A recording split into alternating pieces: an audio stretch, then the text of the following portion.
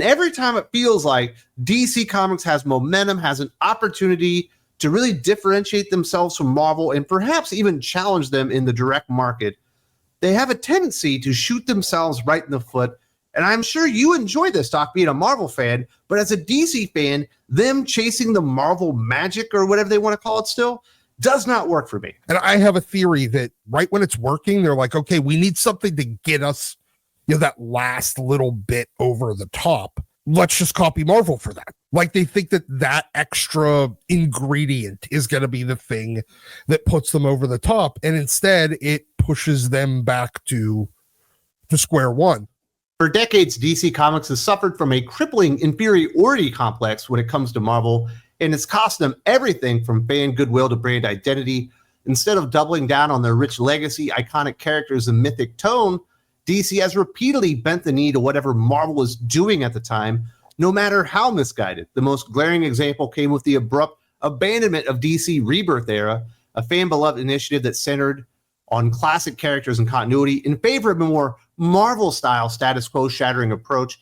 DC walked away from a winning formula to chase Marvel's chaos, and in the process, lost the very readers Rebirth had won back. And certainly they had won back that fan goodwill from DC loyalists to come back, and even some longtime Marvel loyalists that were very fed up with what Marvel was doing. It was in the all new, all different Marvel legacy kind of era.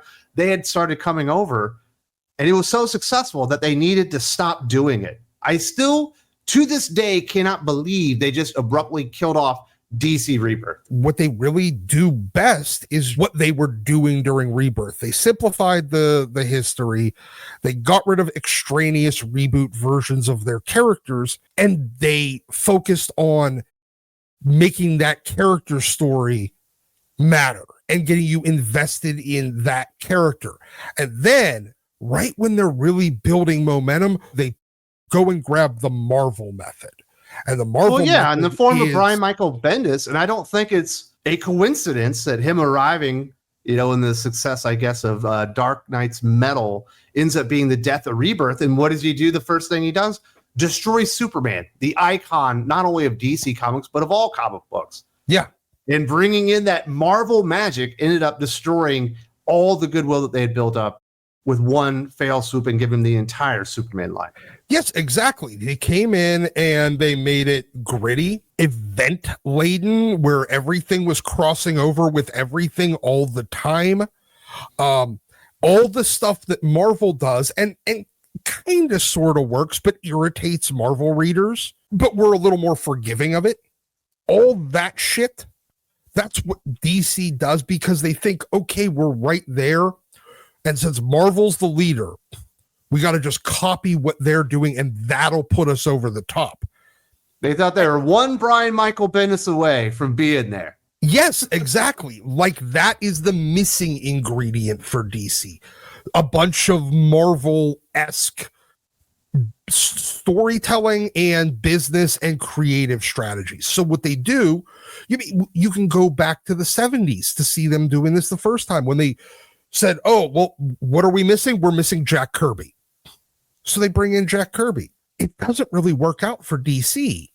I mean, yeah, he creates the fourth world and everything, but it's not a huge seller. It's not a huge critical thing. Is it certainly works in the 80s when they bring on Jerry Conway and John Byrne. Yes, absolutely. When they bring in those like kind of second and third generation Marvel guys. But the difference is John Byrne and Jerry Conway were in their primes. Yes. Brian Michael Bendis wasn't. And I love Jack Kirby, but he wasn't either. He might have just been a little bit outside of his prime at that point. Yeah. I mean, he creates all that fourth world stuff, and a lot of other people find great ways to use it and integrate it and make it central to DC.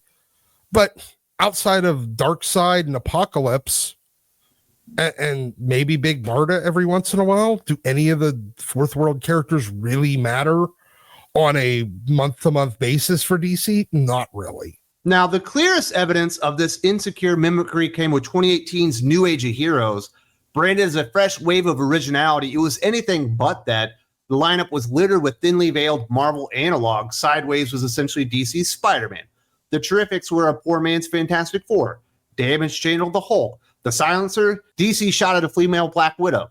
These books weren't just creatively derivative, they reeked of desperation, trying to cash in on Marvel's blueprints instead of building on DC's own strength.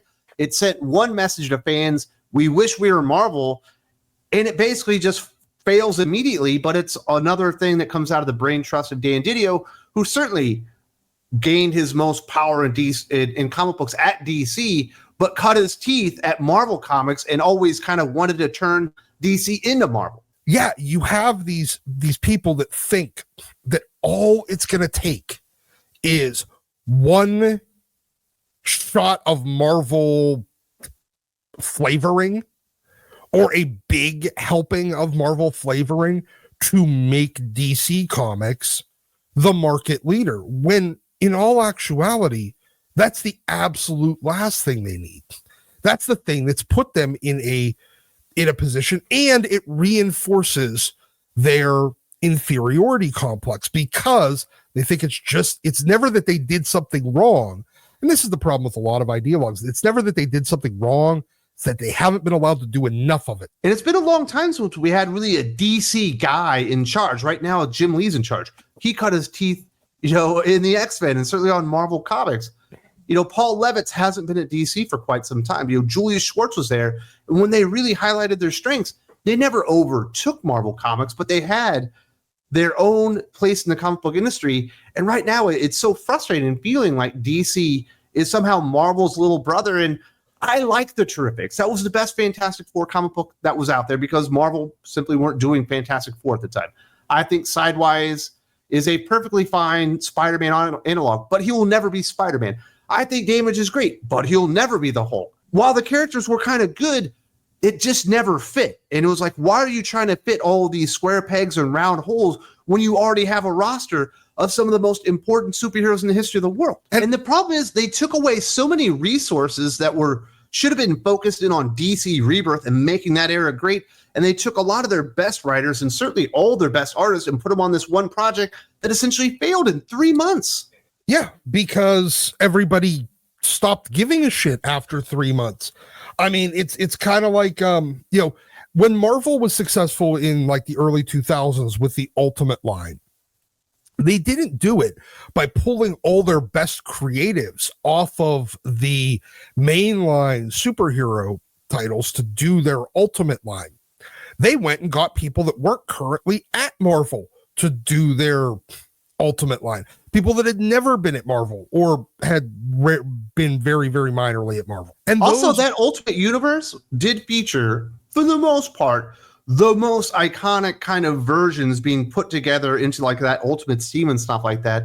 Very much like DC Rebirth, but obviously over in their own pocket universe.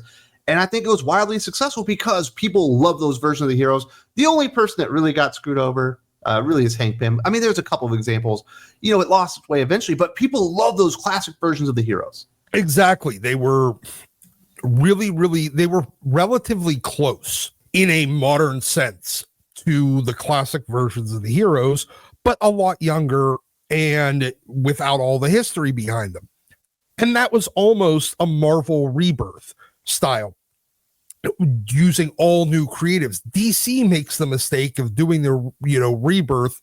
Yeah, they made the smart decision of doing the Rebirth in their main continuity rather than a pocket absolute universe kind of continuity. And whenever they did, New Age of Heroes, that was the furthest thing from a Rebirth style storyline. So you got success from Rebirth by putting your best creatives on your main heroes in your main universe. And then you move them all over. Now you have some new creatives, but you mostly just move them over to do the least Rebirth-like story in New Age of Heroes, and then wonder why people weren't interested. Did you get some of the Marvel readers to come over and give it a shot? Yeah, you'll always get whenever you get knockoff versions of the Hulk and Spider-Man and the Fantastic Four. You'll always get Marvel readers to check it out, but are they going to stick around? And the answer was very, very clearly no. And are you going to get your DC readers to read thinly veiled Marvel analogs? Absolutely not. And now, what did you do? You just took your great creative talent off the things that your DC readers were actually really vibing to and moved them to things that they're not going to vibe to, and then gave them inferior creatives on the thing that they were vibing. And now it feels like, oh, you're still just trying to be Marvel. You're just still moving. You take us for fucking granted. But that insecurity didn't stop at the characters. It led into marketing and sales tactics too. DC gleefully copied Marvel's obsession with ratio and store exclusive variant covers, flooding the shelves with hollow gimmicks instead of prioritizing quality storytelling. What once set DC apart, a tight line of management, stronger continuity and editorial oversight, was tossed aside in favor of Marvel-style flood the market strategy. Readers noticed and fatigue set in. The result, a glut of unnecessary titles, plummeting sales, and a once loyal fans walking away in droves. And once again, following the Marvel method down to their marketing madness, we got Batman 158, Hush Part 2, 1 in 1,000 variants, something DC never really would have done. But now they're copying everything that Marvel did. I remember during DC Rebirth, you got an A cover and a B cover. And that's all you got, whether it was a #1 issue or is another 15 issue. And now everything has variant covers. Did they just hire Marvel's fired marketing people? The thing is, it's putting all their resources now into variant covers. And how can we sell this, ratio scheme variant cover rather than putting resources into the stories? And it shows. I'm unsure whether they're doing this because they don't have another choice. If they're doing this as a strategic plan, I mean, Marvel is clearly managing decline for most of the executives, senior and otherwise, thinking that as long as they can spread it out until after they've retired, why the fuck do I care? I hit my retirement age. I got my pension. I got my 401. I'm fine. What happens to the company after that is dead. And I feel like DC is kind of in a position where they're like, well, Marvel is managing decline.